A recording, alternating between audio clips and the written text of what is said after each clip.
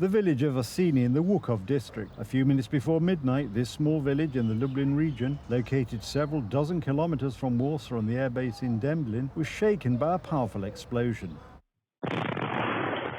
It turned out that an unidentified object had exploded in a cornfield. We live about 1.5 kilometers away in a straight line, and it felt as if it had exploded in our yard.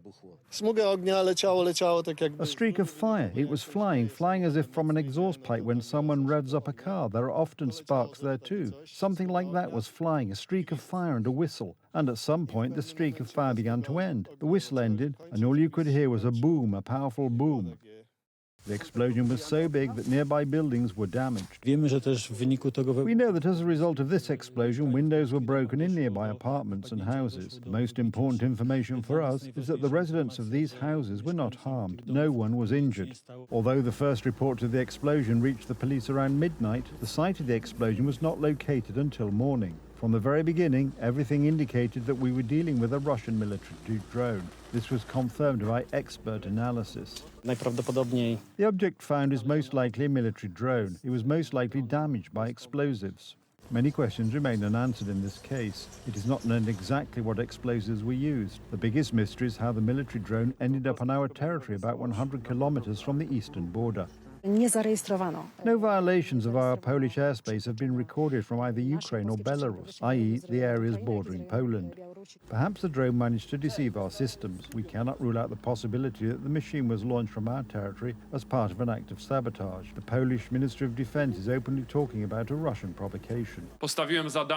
I have tasked the operational commander with preparing a comprehensive report on today's Russian provocation and recommendations resulting from this situation.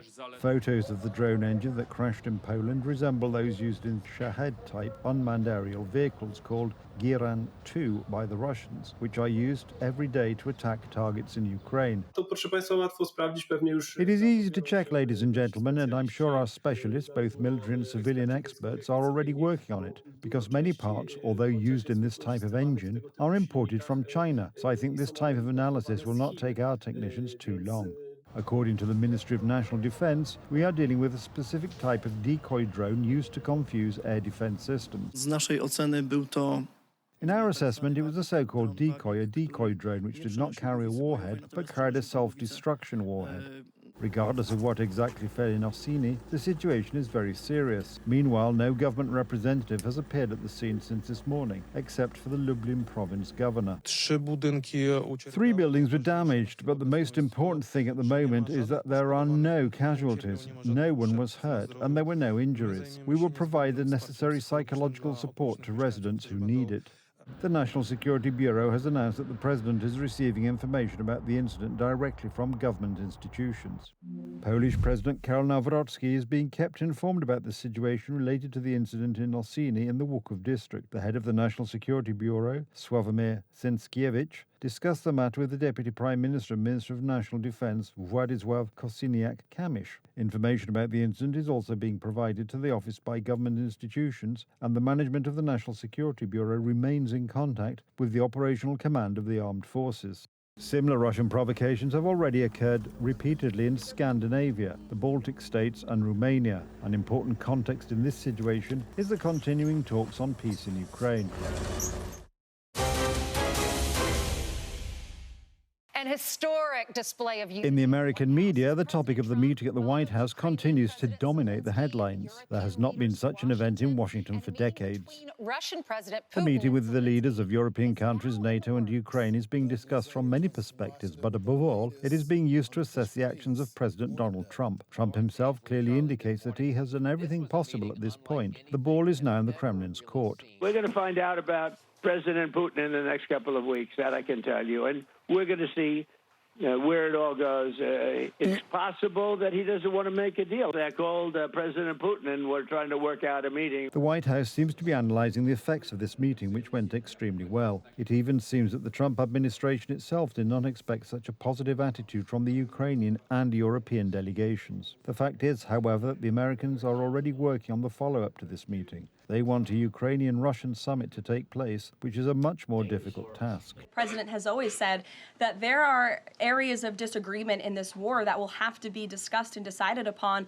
by these two countries. And so he wants these two countries to engage in direct diplomacy. He's said that from the very beginning, which is why he's agreeable to the idea of having President Zelensky and President Putin get together. And I understand accommodations for that meeting are underway. As soon as we hear more details, we'll be sure to let all of you know. At this point, it is not known when or where such a meeting could take place. At least 4 locations are being discussed: Geneva, Doha, or Istanbul, where the Ukrainian-Russian negotiations have already taken place, but also Budapest, which was mentioned in a conversation between Donald Trump and Viktor Orban. Ukraine wants security guarantees to prevent future Russian aggression, and Trump wants to end the war as soon as possible. This has raised a lot of questions about what the next steps would actually look like to actually resolving this conflict that's dragged on for years. Who will provide the security guarantees? What will they look like? Will they involve soldiers in Ukraine, kind of a peacekeeping force? The issue of security guarantees is already being discussed at the EU level. The United Kingdom was to offer protection for Ukrainian airspace and port. It is not yet clear what the line of contact between Ukraine and Russia might look like after a possible peace agreement, whether it will be a demilitarized zone or fortified fortifications with the presence of a Western stabilization mission. What comes to troops to Ukraine, my colleagues are, of course, welcome to comment, but I can speak on all of our behalf to the extent that we have started the work within the Coalition of the Willing framework, and there have been no decisions thus far as what comes to the overall framework and neither to the individual contributions. 2 issues are key here: what peace terms will ultimately be put on the negotiating table by both sides, and what concessions both Kiev and Moscow will be willing to agree to in order to sign such an agreement. A separate 3rd issue, however, remains who will enforce the terms of such an agreement and how, and what the Coalition of the Willing will do in the event of a violation or open breach.